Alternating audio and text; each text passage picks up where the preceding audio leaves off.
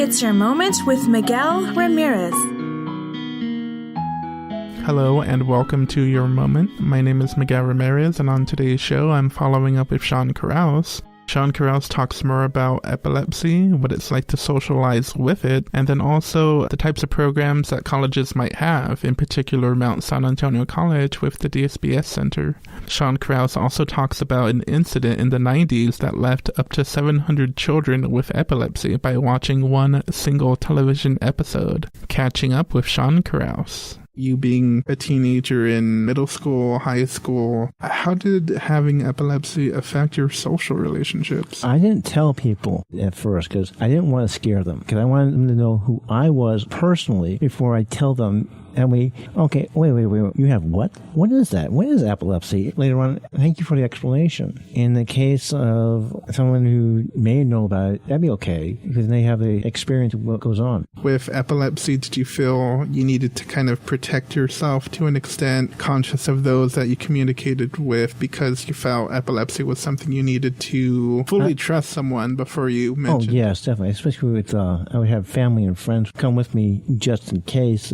If I do have an episode, they know what to do. They know what I have. Here in Mount Sac, they have the DSPS program, which for those professors who, in this case, don't know, they can go over there and ask what it is. I give a flyer out to all the professors I meet just as a reference of, okay, this person may have maybe a little bit slower learning than what I teach. Yeah, I've had no problems in the past. Let's say in a classroom where the professor may say, now we're going to watch a video, if it's a geology class, and then they cut to a video, let's say YouTube. Would that be something that you would feel? It would depend on the video. And this goes back, let me talk about what happened in Japan, if I may. Okay. Back in Japan, 1993, there was an episode that in the span of 72 hours, there was 683 Japanese children under the age of 14. And they, who had no experience or knowledge about epilepsy, were diagnosed with the disorder. It was the opening sequence. Was it like a flashing animation? There were some flashing colors and fast movement, which were the two triggers. And the creators of the show wanted to keep their audience, change the opening sequence to a lesser tone. They were happy enough to watch their favorite TV show, and as I said, the amount of children just became prone to have epilepsy.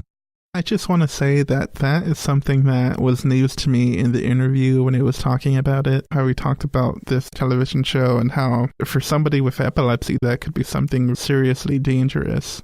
I'd like to thank Sean Krause for dropping by and sharing his experiences. If someone you know may have epilepsy, or perhaps you might notice symptoms yourself, you'd probably want to check out the WHO, that is the World Health Organization, and then also the CDC, Central for Disease Control. Both of those websites share information about epilepsy, so if you're curious, you want to know more about it, those are some definite sites to check out. If you'd like to follow me on social media, that is YMMRE02 at Instagram, Facebook, Twitter, Tumblr, YouTube, and SoundCloud. You can find me anywhere. You can message me anywhere. But if you have questions or comments show-related, I'd be more than happy to read them for free. I always love reading anything I get. And yeah, have a good Friday, a happy Friday, a safe Friday. Stay safe and have a good day.